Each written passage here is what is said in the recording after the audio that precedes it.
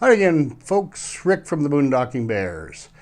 Backroads America Tour RV motorcycle camping camera equipment. So many options. What do I take along and why? And that's what's coming up right now. So to kick things off, I suggest you watch this video to the end because into this whole mix of camera decisions, a potential game changer was introduced on September 19th.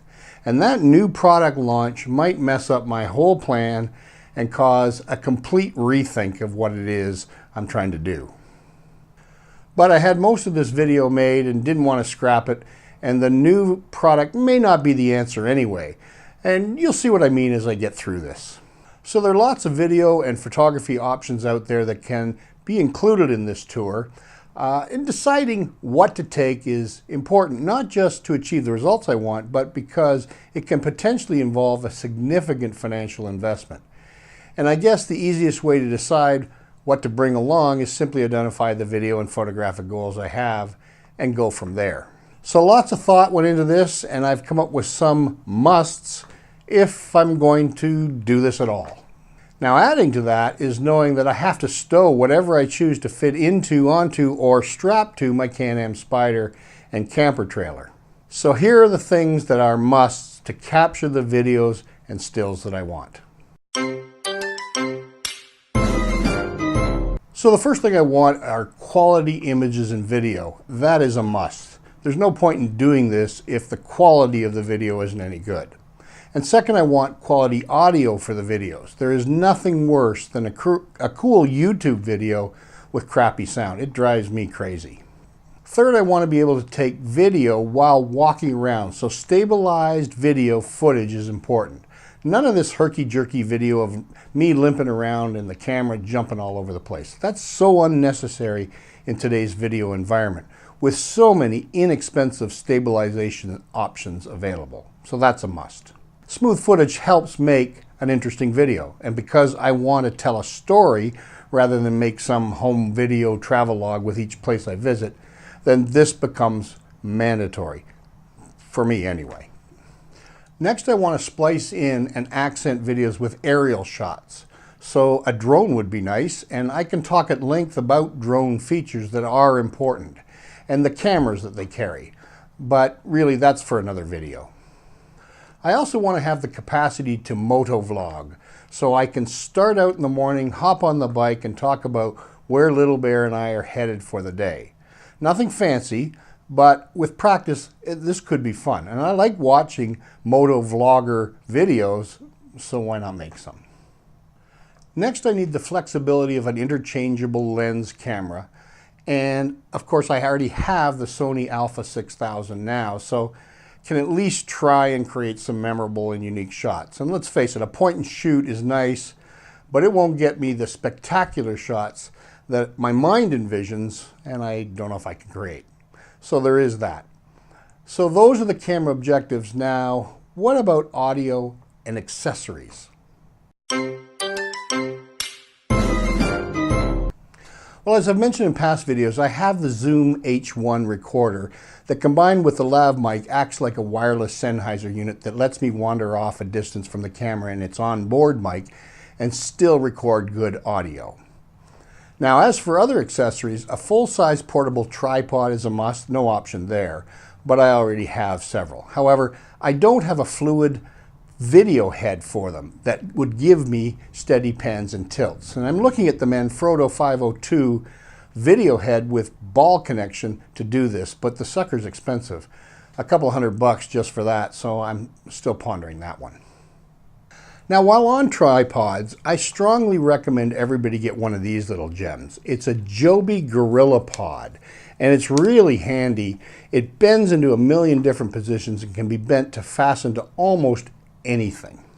And it's also great for really low angle shots because you can get the camera right to ground level. There are a couple of versions of it. Make sure that when you're buying, you get one that has this ball joint on it so you can easily level your camera from almost anywhere. And this, to me, is a must for traveling videographers, in my humble opinion.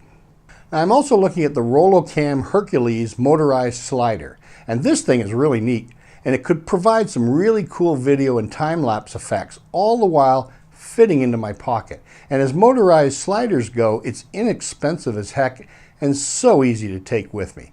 So that's a very likely.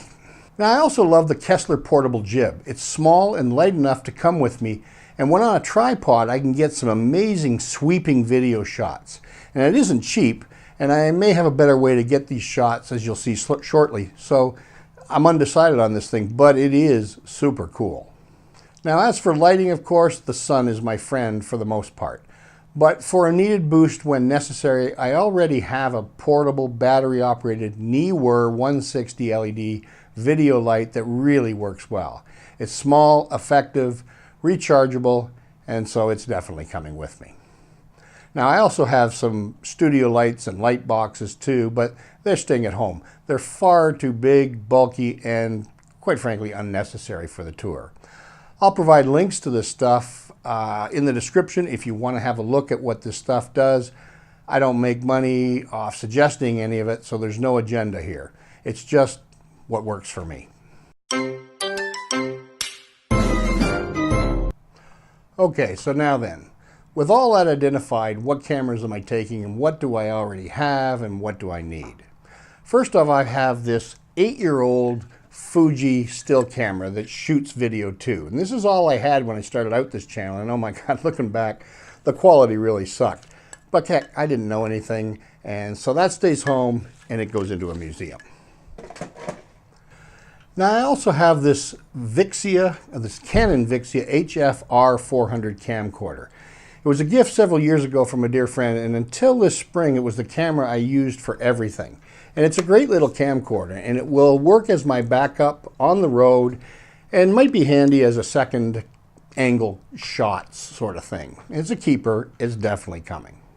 Now, as you diligent followers of the channel know, my main still and video camera is the Sony Alpha 6000 mirrorless camera that I got back in May. And I love this camera.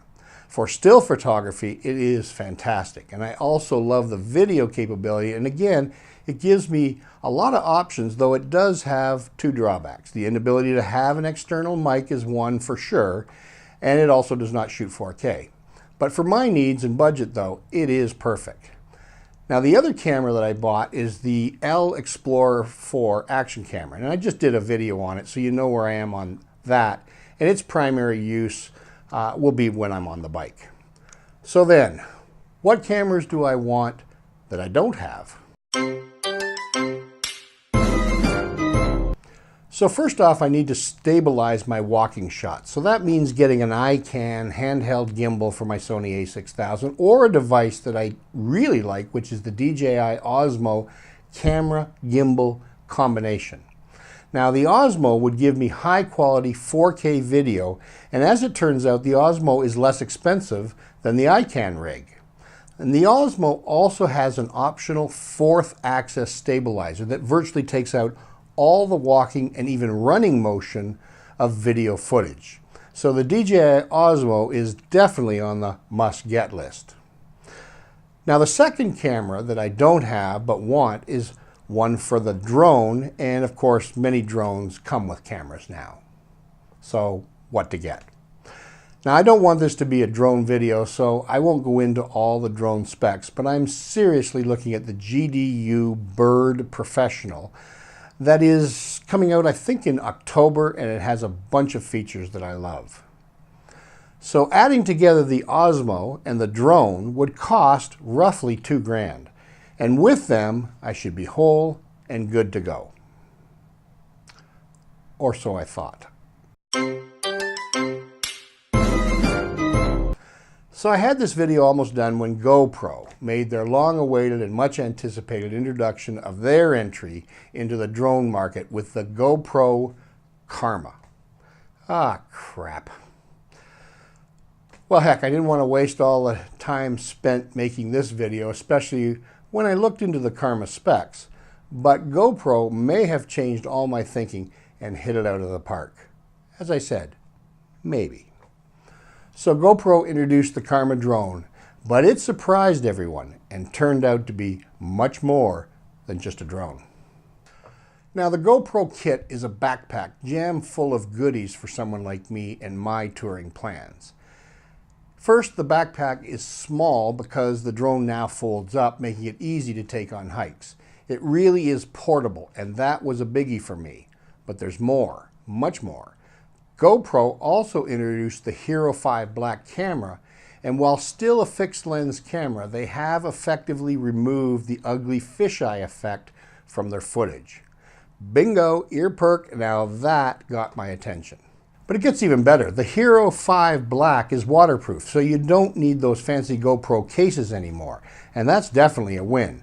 But even more significantly is the Hero 5 Black attaches to the 3-axis gimbal on the front of the drone. Well, that's nothing new there, but the gimbal is removable, and inside the backpack is a GoPro handle, and that gimbal slides right into it in about 10 seconds. And now I have my stabilized walk-around video footage and a drone. And the nice thing too is I can use the Hero 5 Black on the Spider with next to no fiddling around. Now, there are a ton of other features that others more technically able than me are doing YouTube videos on for the Karma. I'm just looking at the will this work for me feature, and it does in a big way. Now the kicker. The whole backpack, complete with drone, controller, gimbal, and the handheld stick, is $799. Adding the Hero 5 Black to the order, then it's $1,099. And I have everything I was going to spend $2,000 on, and now it's portable to boot. Winner, winner, chicken dinner. But there is a pause factor. The Karma drone does not have a follow me mode. Now, follow me, for those unaware, is a feature that through GPS telemetry, the Karma will track you as you move around as long as the controller's with you.